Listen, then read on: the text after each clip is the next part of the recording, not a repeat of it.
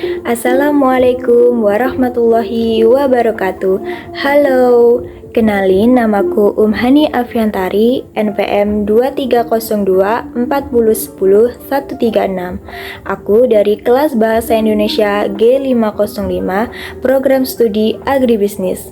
Di sini aku akan mempresentasikan PPT yang telah aku buat untuk memenuhi evaluasi tengah semester mata kuliah umum Bahasa Indonesia. Nah, kita langsung saja ke judul materi kali ini adalah kesalahan-kesalahan berbahasa Indonesia dalam masyarakat. Kalian tahu nggak sih kesalahan-kesalahan apa aja dalam berbahasa Indonesia dalam masyarakat sehari-hari? Bahasa Indonesia merupakan bahasa resmi di Indonesia sekaligus sebagai bahasa persatuan.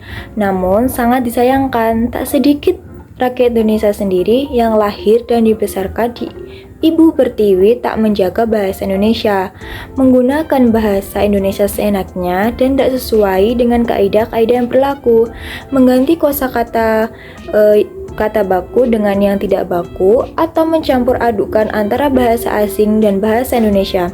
Akibatnya, muncul berbagai kesalahan dalam berbahasa Indonesia yang sudah ditoleransi oleh masyarakat, sudah dianggap biasa, atau bahkan sedikit sekali masyarakat yang tahu kalau hal tersebut adalah salah.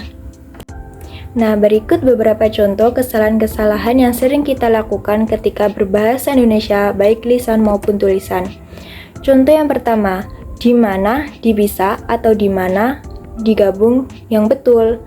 Nah, mengutip dari buku Bahasa Indonesia untuk Perguruan Tinggi karya Sukirman Nurjan, Firman, dan Minawarti tahun 2016, dari segi ejaan, maka penulisan di sebagai awalan sering dikacaukan dengan penulisan di sebagai kata depan, seperti di pasar dan di rumah.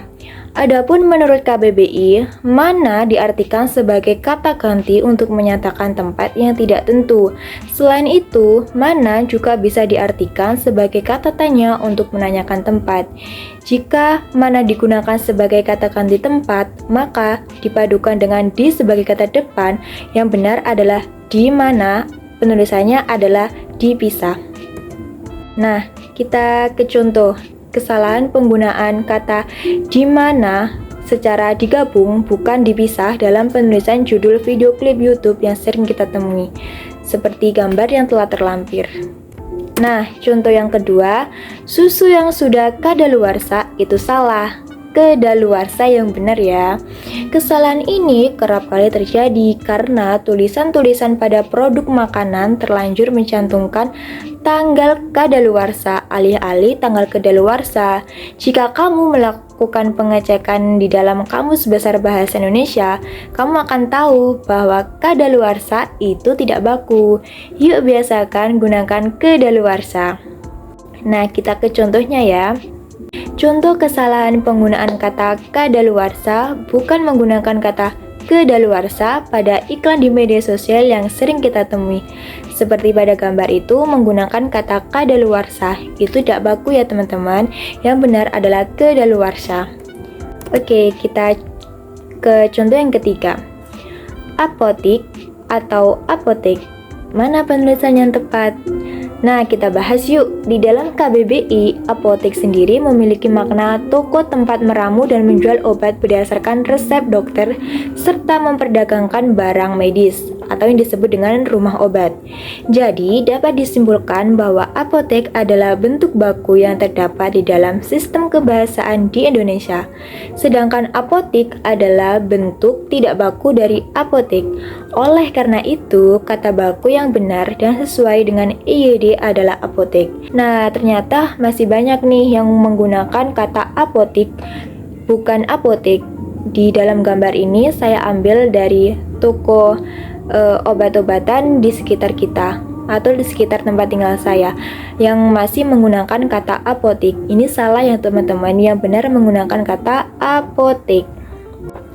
Nah, itu dia beberapa contoh kesalahan dalam berbahasa Indonesia yang sudah ditoleransi, sehingga baik di kalangan masyarakat, terbelakang, kalangan berpendidikan, atau bahkan sampai penjabat sekalipun menganggap kesalahan tersebut benar dan biasa saja. Nah, mulai sekarang, marilah kita perbaiki lagi tata kebahasaan kita, Gunakan bahasa Indonesia yang baik dan benar, karena kalau bukan dimulai dari diri kita sendiri, dari siapa lagi? Nah, itu dia beberapa contoh kesalahan-kesalahan dalam berbahasa Indonesia di lingkungan masyarakat. Sekian presentasi dari saya untuk memenuhi evaluasi tengah semester mata kuliah umum Bahasa Indonesia. Saya mohon maaf apabila ada kata-kata yang kurang berkenan atau tutur kata yang tidak baik. Sekian, wassalamualaikum warahmatullahi wabarakatuh.